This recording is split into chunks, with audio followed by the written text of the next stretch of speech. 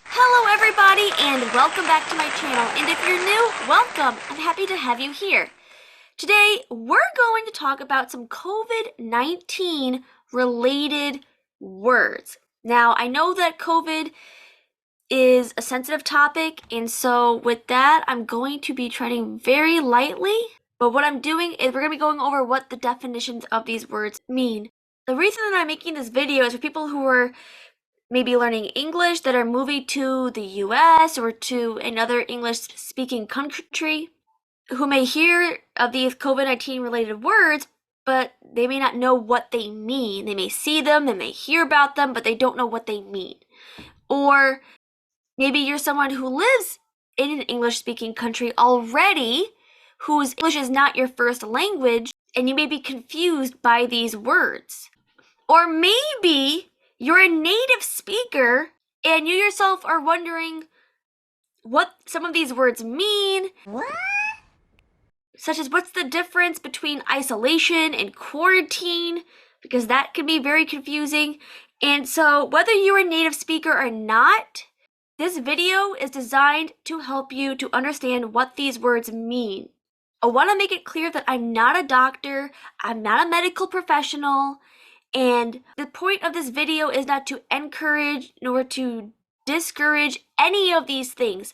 All I'm doing, and the point of this video, is to help you understand what these words mean. I'm simply giving you the definitions of what these words mean. That is it. That's all I'm doing in this video. And to help me do that, I consulted different sources, which I will put down in the description below to help me to give you the proper and correct definitions of these words. So the first word that we're going to go over is epidemic. An epidemic is when there is a sudden increase in the number of cases of a disease above what is typically expected in a particular area. Now, we move on to then what's called a pandemic. So this is a word we've probably all, safe to say all, have heard of this word, but what does that mean? So this is different than an epidemic.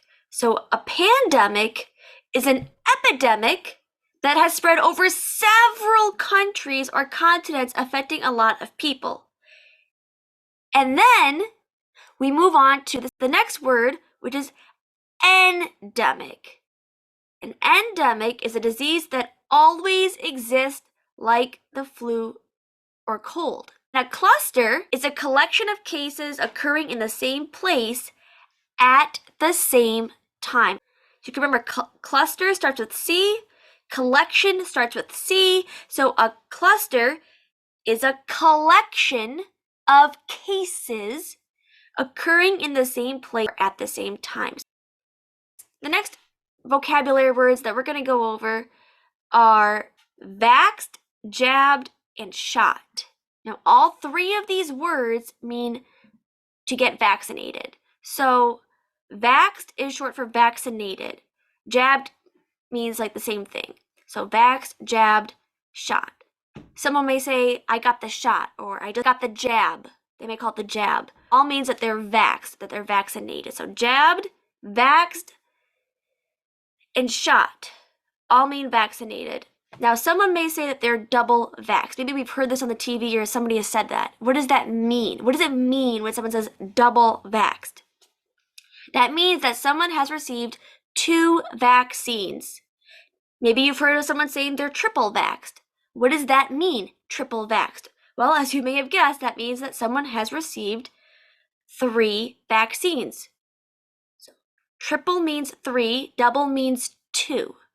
Now we're going to move on to, maybe you've heard someone say, oh, I'm boosted. Maybe someone has said, I'm vaxxed and I'm boosted.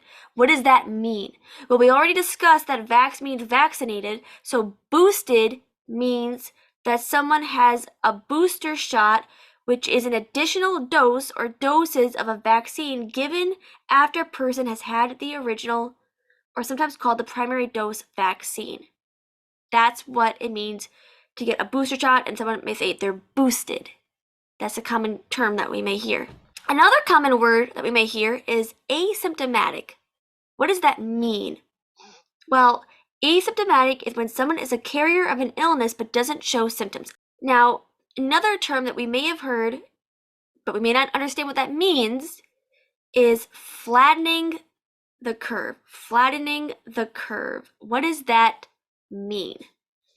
That means to slow the spread of the virus. Our next term is social distancing.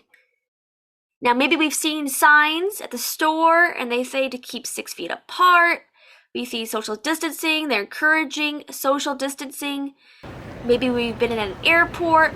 Like I said, at the grocery store, sometimes we may see this. Maybe at school or maybe at work you've seen this.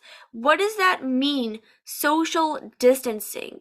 That means to put physical distance between yourself and other people.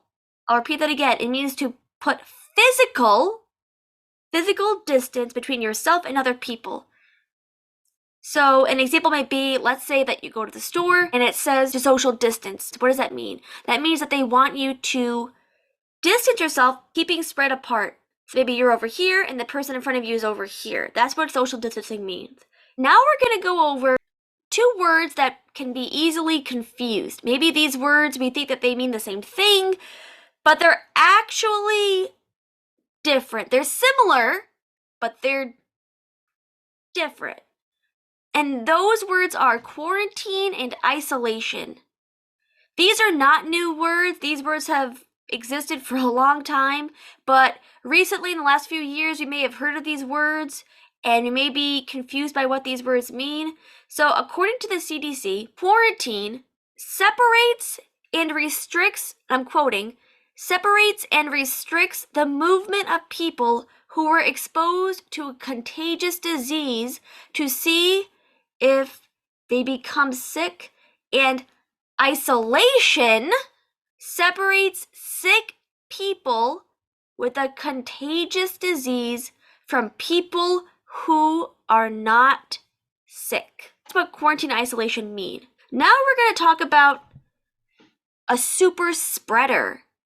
Maybe you've heard of this, maybe on TV, maybe in the news, maybe you've read about this. What is a super spreader? A super spreader is a person who, for unknown reasons, can affect an unusually large number of people. And that leads me to the next vocabulary word that we're going to talk about, and that's a super spreader event. So those are gatherings in which one infectious person infects many others.